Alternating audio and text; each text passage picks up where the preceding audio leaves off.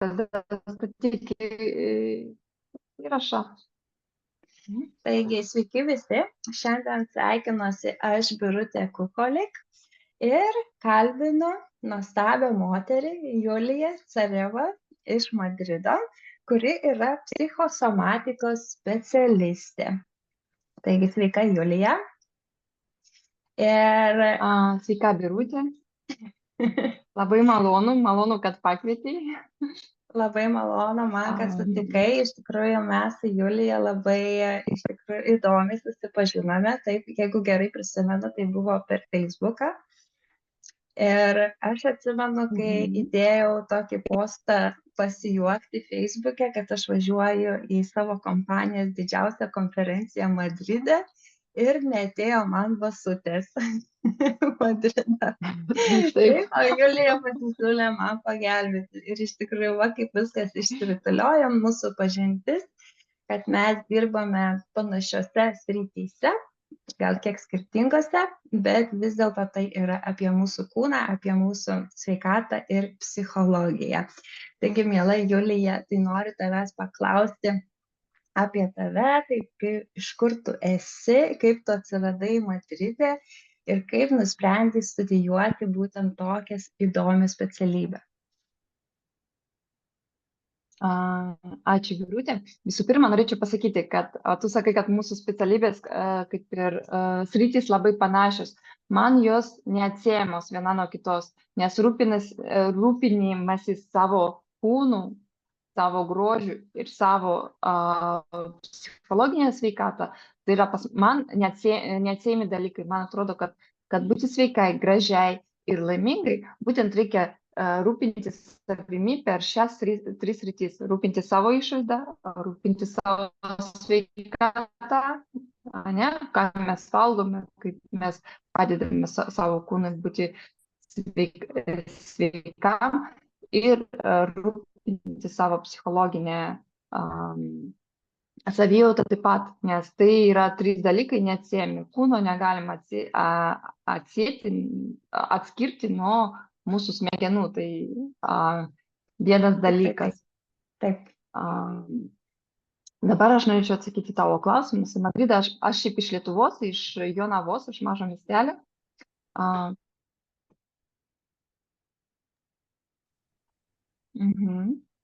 Aš grįžau, atsijungė kažkas. Taip, viskas gerai. Birutė, tu pas mane nesigauna kol kas. Nėra.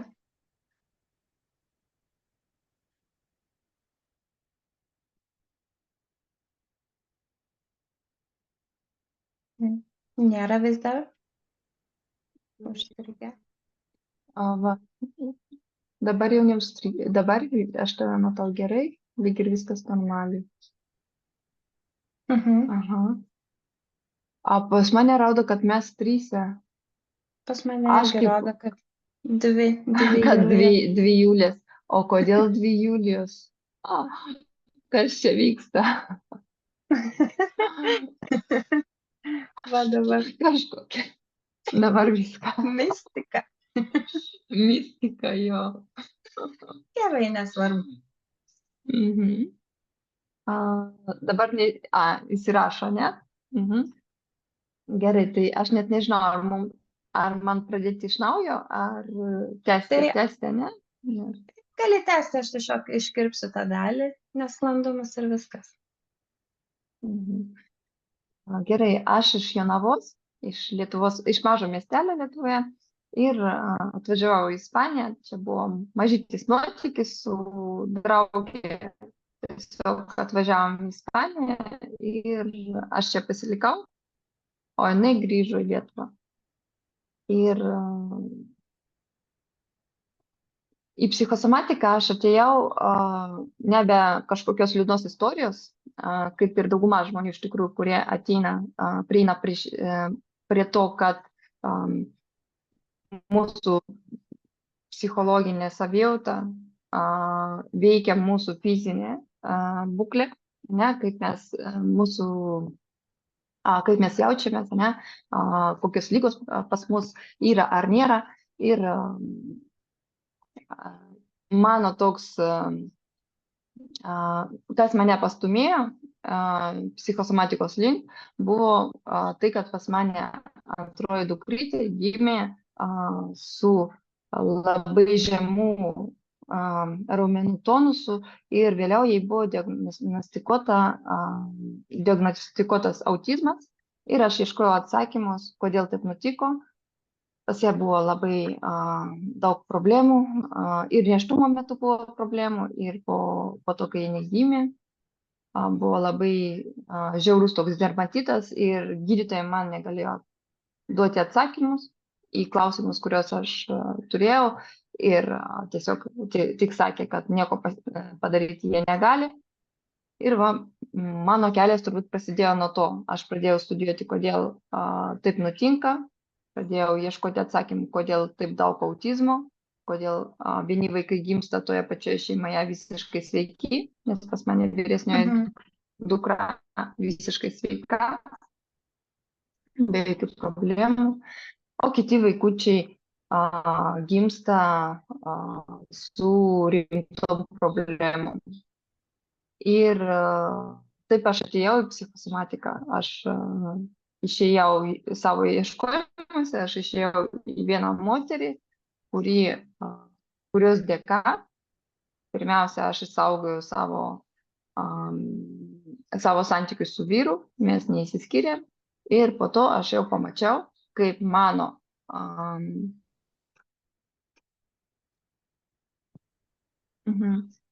vėl grįžom. Ir vėliau aš pamačiau, kaip mano savijauta, kaip darbas su psichologija atsižvelgia į mano vaiko vystymąsi ir visų pirma miegą, nes mano dukrytė visiškai nemiegojo, galėjo nemiegoti 4-5 valandas per naktį. Ir aš pamačiau, kad darbas su psichologinė savijauta, mamos savijauta gali labai veikti vaiko elgesį ir vaiko sveikatą. Tikrai taip. Tai gal gali plačiau papasakoti, apie ką yra ta psichosomatika, nes man iš tikrųjų tai buvo nauja ir aš manau klausytojams irgi galbūt sakys, kas tai yra, nes tai lyg ir ne psichologija, lyg ir kažkas daugiau. Tai kaip tu apibrėžtum tą, kas tai yra ir kuo ši profesija padeda žmonėms? Psichosomatika, tai aš ją vadinu kaip psichologijos šaka. Ne? Psichosomatika tai, šiaip tuo niekas nevadina mokslu, bet aš pavadinčiau tai mokslu. Tai mokslas apie tai, kaip mūsų emocionalinė, psichologinė būklė, savijauta, veikia mūsų fizinį kūną, kaip tai fiziškai pasireiškia. Pavyzdžiui, mergina važiuoja, ruošiasi į kažkokią kelionę ir jinai pergyvena dėl to. Jai gali sutrikti virškinimo sistemą. Virškinimas gali būti, kad jinai dažniau laksto į tualetą arba atvirkščiai vidurių užkietėjimas. Kai mes susiginčijam su kažko, tai susipešam su kažkokios nemalonios situacijos, mums gali skaudėti galva. Dažnai tokius dalykus mes pastebėme, bet kažkokias rimtesnės ligas mes nesusijame su mūsų psichologinė savijauta, su to, su stresu, su traumom, kurios mes patyrėme vaikystėje ar jau būdami suaugę. Bet iš tikrųjų mano asmeninis mano asmeninė, pamiršau žodį lietuviškai, mano asmeninė patirtis, kai pas mane buvo kairėje krūtyje kistos ir jos buvo pas mane 8 metus ir gydytojai tiesiog sakė, nieko, stebėti ir viskas. Ir kai aš pradėjau mokytis psichosomatikos ir kai aš mokiausi, mes dirbome vienas su kitu, studentai dirbo vienas su kitu. Ir aš pradėjau dirbti, aš kažkam dariau terapijas, mokiausi ir man kažkas darė terapijas mokydamasis. Ir per 4 terapijas, pas mane tos kistos, jos išnyko, aš jas galėjau, aš liečiau savo kairę krūtį ir aš jas jaučiau, jos buvo didokos tokios. Ir aš po to dar bus išleista knyga, kur bus aprašytas mano atvejis, kai tik per 4 terapijas tos kistos dingo. Ir yra ispanų gydytojų patvirtinta, kad pas mane buvo jos ir jos dingo. Ta prasme, tos kistos jos buvo kaip rezultatas mano vaikystėje patirtų traumų ir kaip tas traumas buvo, kaip su tom traumom aš padirbau, tos kistos išnyko. Tikrai taip. Ir visokie vėžiniai susirgimai, autizmas, diabetai. Praktiškai, mano požiūriu, visos lygos, kurios žinoma šiame pasaulyje, visų pirma, yra susijusios su kažkokiam psichologiniam traumom. Taip, aš kaip tik dabar, aišku, paskutinius pusę metų labai sekiau daktarą Dispensą, turbūt žinai, nes jisai būtent lygiai tą patį šneka ir daro terapijas. Ir iš tikrųjų pradėjau su savimi dirbti lygiai taip pat, nes turėjau labai daug problemų ir aš turėjau tokį kosulį, nežinau, ar esi klausęs mano pirmąjį epizodą podcasto, bet aš turėjau cistinę fibrozę diagnozuotą, bet atvažiavus į Angliją, aš dirbau su savimi, man tą diagnozę paneigė jau, bet aš turėjau kosulį. Ir pasiklausius būtent tokios terapijos, apie ką tu šneki, aš pradėjau viena pati su savimi dar dirbti, kad aš to kosulio nebeturėsiu. Ir jis man dingo. Tai kaip iš tikrųjų minčių galia įtakoja mūsų kūną ir kaip iš tikrųjų galime save taip ir gydyti. Ir dar norėjau tavęs paklausti apie dukrytę. Sakei, kad turėjot dermatitą.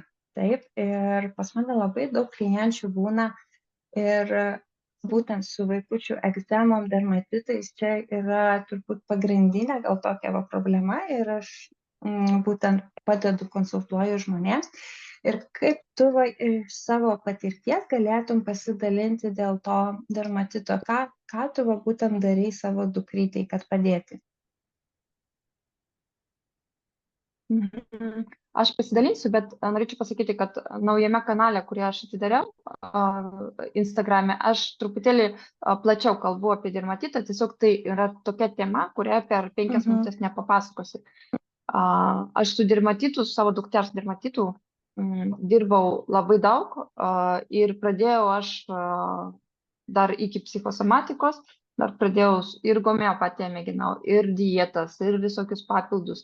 Ir reikalas tame, kad kol vaikas priema homeopatiją arba kol sėdi ant dietos, oda pagerėja, jau nėra tokių randelių, jau taip neniežti, bet kaip tik suvalgo kažką ne taip, viskas grįžta.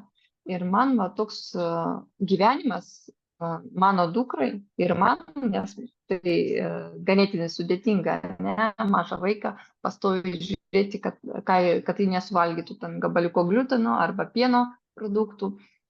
Man toks variantas netiko. Ir aš pradėjau ieškoti, pradėjau dirbti su psichosomatika. Dermatitas, egzema tai truputėlį kitaip, kitoks konfliktas būna. Bet dermatitas tai būtent kontaktas. Tai kai norime prailginti kontaktą su kažkuo. Labai dažnai vaikai pasidengia dermatitu po to, kai pradeda eiti į darželį arba į mokyklą. Kai mama negali būti, kad jie išsiskyrė. Ir tada prasideda dermatitas. Ne visą laiką tai būna taip tiesiogiai, kad išsiskyrimas su vaiku. Kartais būna, kad mama labai kenčia dėl to, kad jinai negali grįžti prie buvusio gyvenimo, nes vaikas, kai gimsta, jis pakeičia mamos gyvenimą. Tėvo ne tiek, bet mamos gyvenimas pasikeičia. Tikrai taip.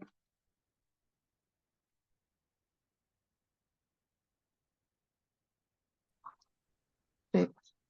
Kartais kažkas nutinka su Zoomu šiandien. Tai va, mamos gyvenimas pasikeičia labai stipriai ir kartais mama tiesiog ilgisi to buvusio gyvenimo. Kartais tai būna, reikia dirbti individualiai visą laiką, bet dermatitas susijęs būtent su kontaktu. Oda tai didžiausias organas, kurį mes turime, ir jis be kitų funkcijų apsaugo ir ryšą ir duoda mums kontaktą su išoriniu pasauliu. Ne? Ta prasme, jis ir apsaugo nuo išorinio pasaulio. Todėl gali būti ir kažkoks nepageidautinas kontaktas. Kartais būna, kad po gimdymo moteris nenori kontakto su vyru. Ne? Ir tai irgi gali būti, kaip pasekmė, gali būti dermatitas. Tai arba nenorimas kontaktas, arba kad moteris jaučia, kad prarado tą kontaktą su buvusiu gyvenimu, su vaiku, su vyru, su savo darbu, ne? Ir panašiai. Gali būti daug visokių niuansų, daug skirtingų sričių. Pagrindinė, tai kad kontaktas. Taip pat verta visą laiką pažiūrėti į kaltės jausmą. Dažnai moteris jaučia, nes tai gali būti kaltė, kaip mes jaučiame kaltė, tai ir autoagresija. Ir kartais pagrindinis konfliktas tai kontaktas, bet kartais būna, kad tai autoagresija, kai žmogus save baudžia. Ta prasme, jaučiasi kaltas dėl to, kad, nežinau, skiria mažai vaikų laiką, ar negali dirbti taip kaip anksčiau, nespėja visko, ne? Ir irgi gali pasireikšti kaip autoagresija. Pagrindinės dermatito priežastis. Taip, ir gal gali papasakoti. Dirbi su šitom. Gal gali papasakoti, kaip, tarkim, jeigu žmogus kreipiasi su dermatitu, tai aš suprantu, tu darai irgi tas terapijas, asmeniškai dirbsti. Kiek tų terapijų žmogui maždaug reikia, kad padėti? Ar tai labai individualu, ar jau tu matai po kokių 4-5 terapijų, kaip tas visas vyksta? Visų pirma, terapija, tai labai labai individualu, nes priklauso nuo to, kiek žmogus yra pasiruošęs kažką keisti savo gyvenime. Ne? Terapija, jinai praeina, kai aš vedu terapiją, jinai trunka valandą, pusantros, kartais netgi 2.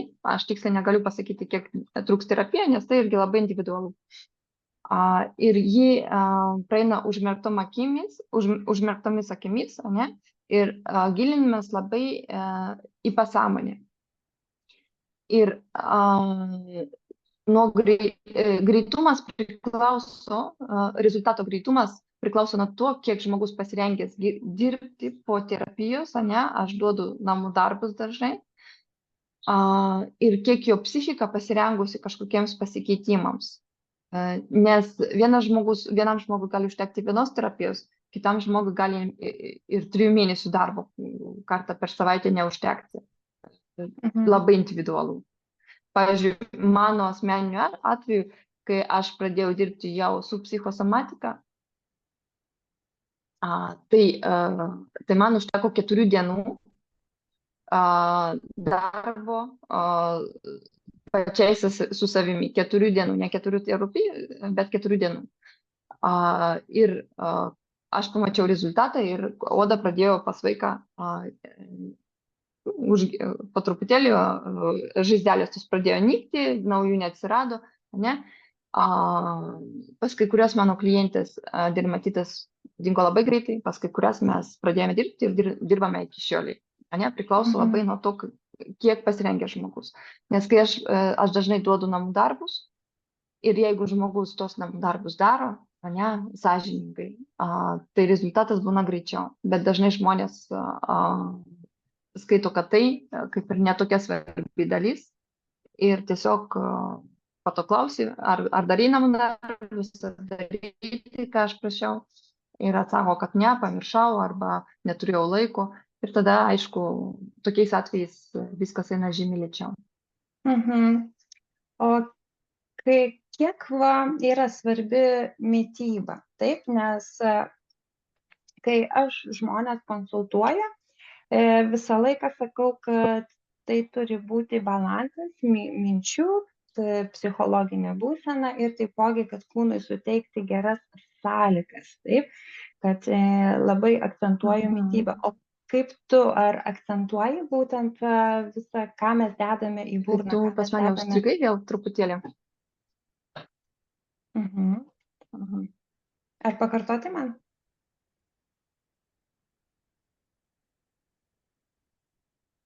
Birutė, tu Pakartoti? čia? Aš čia.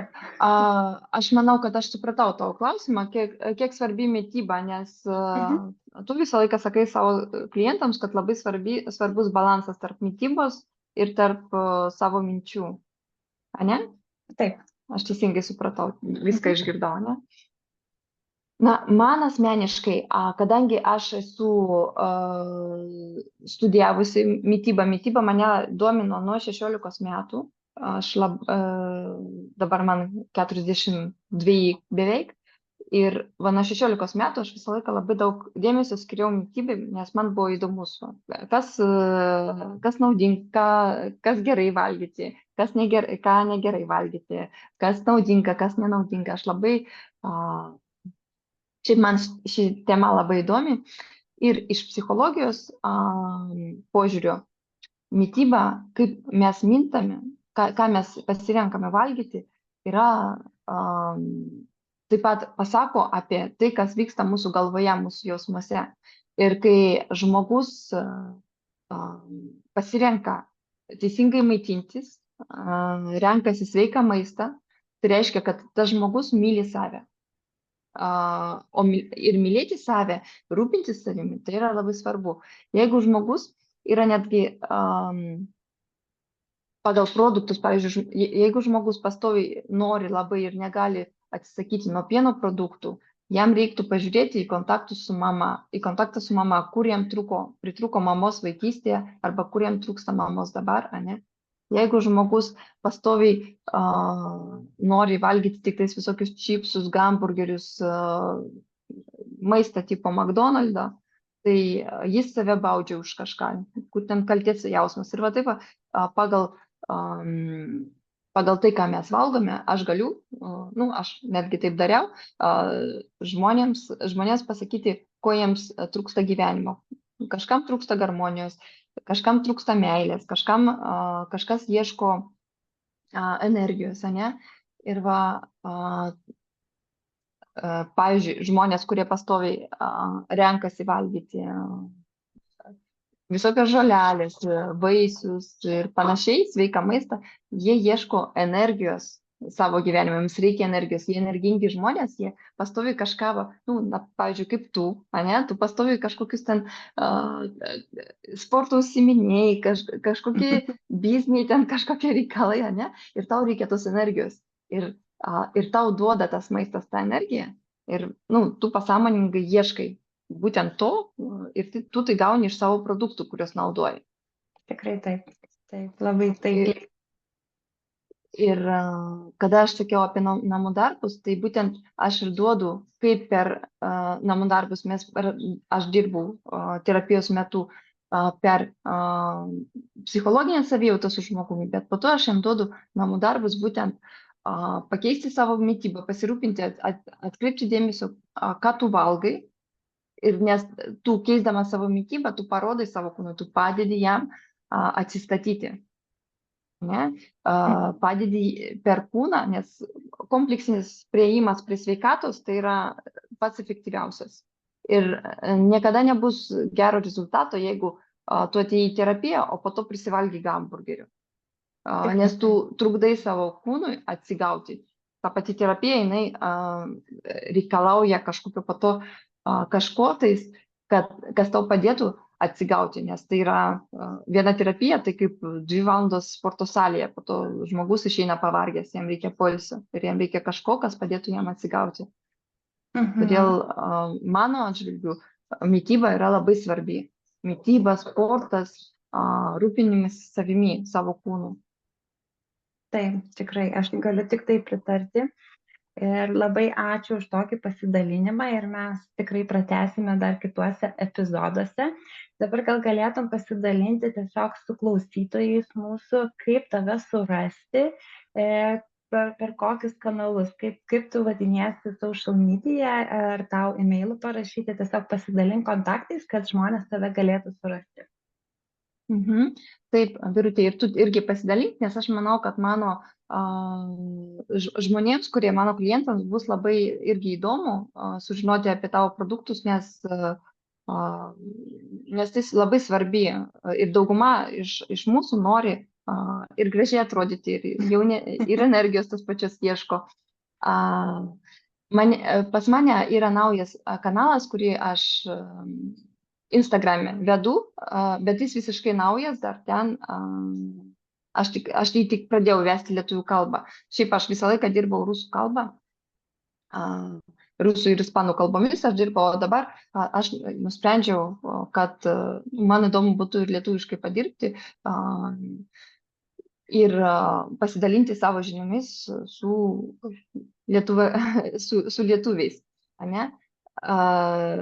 Pas mane kanalas Instagrame Grožis iš vidaus. Na, o rusakalbiams aš manau, kad bus įdomu pažiūrėti mano kanalą Telegram Tėla į dušą. Ačiū labai. O mane rasite Birutė.co tiek Instagrame, tiek Facebook platformoje. Ir aš padedu ne tik su sveika mityba, aš taip pat padedu moterims užsiimti ir saviugdą, atrasti save ir taipogi užsidirbti kaip papildomas pajamas arba pagrindinį darbą būtent internetu online, nesvarbu nuo lokacijos. Tai kam įdomu papildomas pajamos, sveika mityba ir taipogi saviugda, tai galite mane surasti Birutė.co, visada parašykite asmeninę žinutę ir mes mielai pasikalbėsime. Tai ką, ačiū tau, miela Julija, ir mes dar tikrai susitiksime, labai įdomus pokalbis. Ir iki kitų kartų. Ačiū tau labai, Birutė, už tavo laiką ir už įdomų pokalbį. Dėkui, iki.